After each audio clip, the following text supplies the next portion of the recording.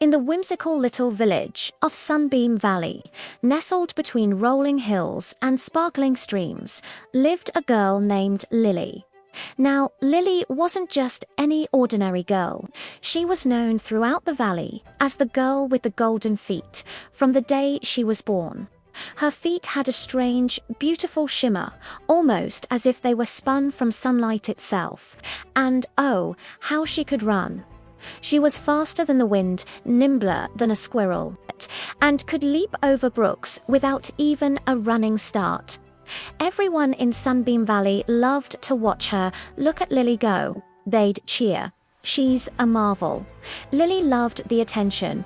Every morning she'd race the sunrise, her golden feet a blur against the dewy grass. She'd zip past Farmer McGregor's chickens, making them cluck in a dizzy flurry. She'd dash through the town square, leaving a trail of giggling children in her wake.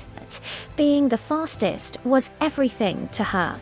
It made her feel special, important. She believed her golden feet were a sign that she was meant for great things, like winning races and collecting shiny medals. One sunny afternoon, a notice was pinned to the old oak tree in the center of the village. The king was holding the great annual race. The winner would receive a grand prize, a crown made of pure, sparkling crystal. Lily's heart did a little somersault. This was it. This was her chance to prove she was the greatest in the whole kingdom. She could already picture the heavy crown on her head, everyone cheering her name. For weeks, Lily trained harder than ever. She ran up the tallest hills and down the steepest valleys. She practiced her leaps and her sprints until her golden feet practically hummed with energy. She was sure no one could beat her. The night before the race, as Lily was saying her prayers, she felt a quiet whisper in her heart. It wasn't a loud voice, but a gentle, warm feeling. It seemed to say, "Lily, your feet are a gift. Use them for more than just winning." Lily frowned a little.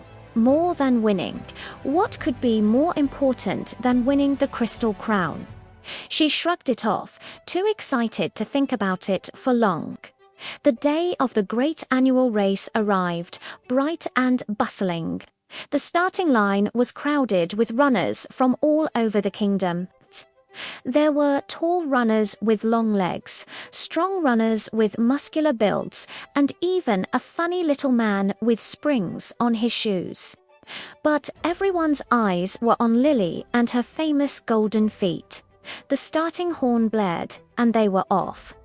Just as she expected, Lily shot into the lead.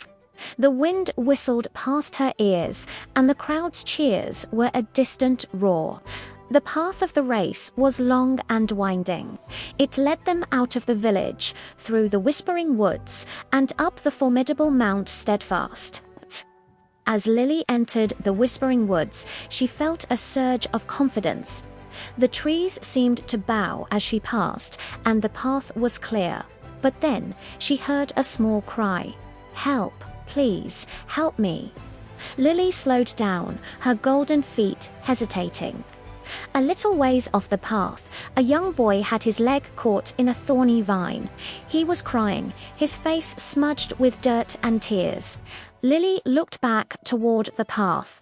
The other racers were still far behind, but if she stopped, she would lose her lead. The crystal crown flashed in her mind. "I can't stop," she thought. "I have to win."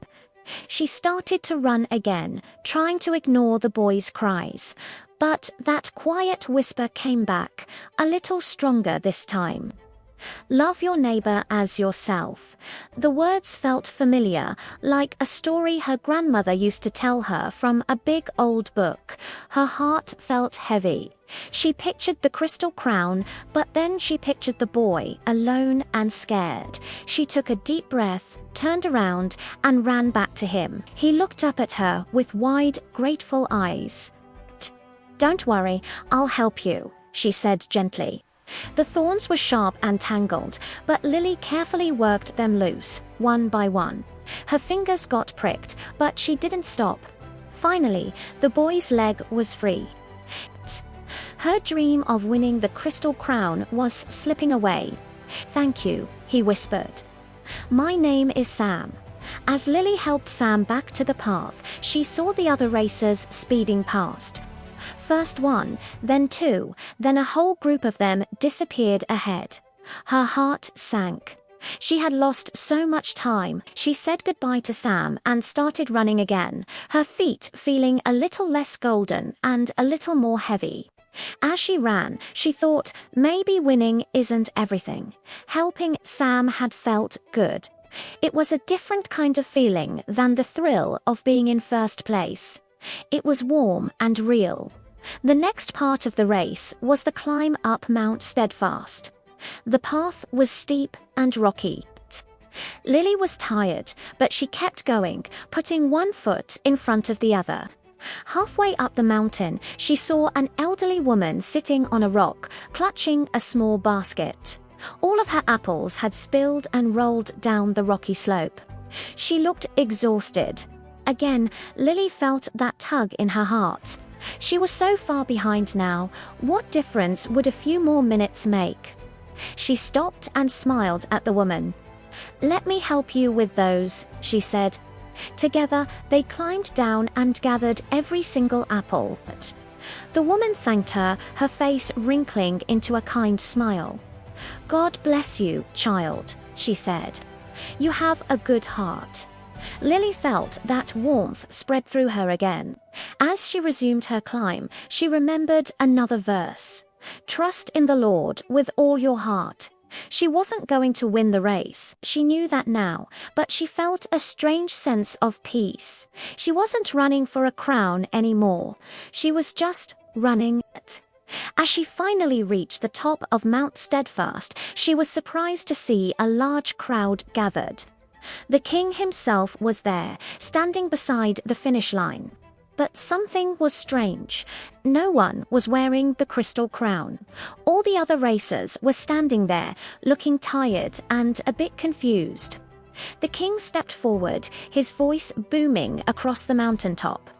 "The great annual race is not just about speed," he announced. "It is a test of character. I had my watchers along the path.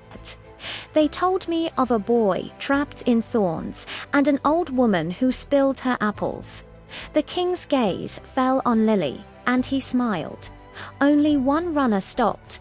Only one runner showed that true greatness is not about being the fastest, but about having a kind and helpful heart. He walked over to a stunned Lily. He wasn't holding the crystal crown. Instead, he held a simple, beautiful garland woven from wild flowers and olive leaves. He placed it gently on her head. "This crown of kindness," he said, "is worth more than all the crystals in the kingdom. You, Lily, are the true winner."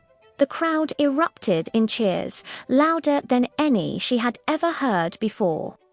As Lily stood there, a garland of simple flowers on her head, she looked down at her feet.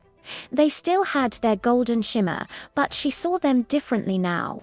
They weren't just for running fast and winning prizes. They were a gift from God, a gift she could use to run to people who needed help, to walk beside those who were struggling, and to race on errands of love.